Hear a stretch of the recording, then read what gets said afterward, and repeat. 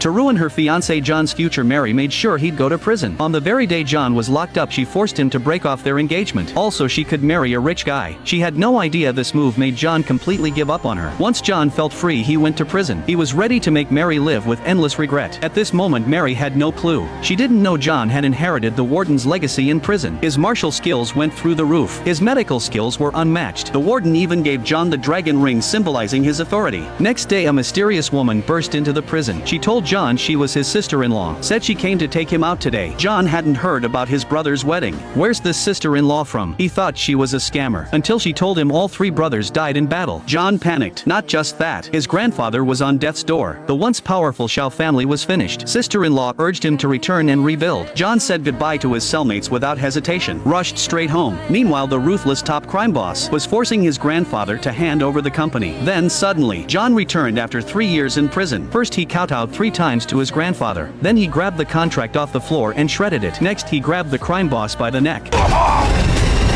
The henchmen tried to help. The boss ordered them to capture John. But the next second, John sent everyone flying with just 1 strike. Before he finished, the boss ran off in fear. John then used his inner power to stabilize his grandfather's pulse. He could recover fully after a few days of rest at home. He went to Mary's house, pretending to borrow money to test her grandmother. He learned Mary had already hooked up with a rich guy. No way she'd marry him. Then a masked woman suddenly appeared. Sarah said she would marry John for free. She explained she'd been disfigured, and her legs were mysteriously disabled. Even so, John didn't look down on her. He knew exactly. During prison's darkest moments, Sarah's letters kept him going when he wanted to die. Now he returned as a king. He would never forget her help. John declared he would marry Sarah properly in 3 days to repay her, and slap Mary's face hard. That night, John summoned all his allies, told them to prepare a super luxurious wedding. Starting tomorrow, he would personally take over the New York group from his master, since Sarah and Mary were fighting for inheritance. To help Sarah win, he had to hide his identity and act himself. Mess with Mary and the rich guy at New York group. Next day, they met at the New York hotel. The rich guy relied on his dad's power, boasted he had already talked to the project manager. This project was his for the taking. John was just a broke nobody. He should stay out of the way. If not, he could clean toilets at his own company. But the moment he finished, John slapped the rich guy across the room. Mary screamed along with him in front of John. When John was about to teach her a lesson, the New York project manager walked over. The rich guy thought it was business talk. Next second, he got slapped in the face.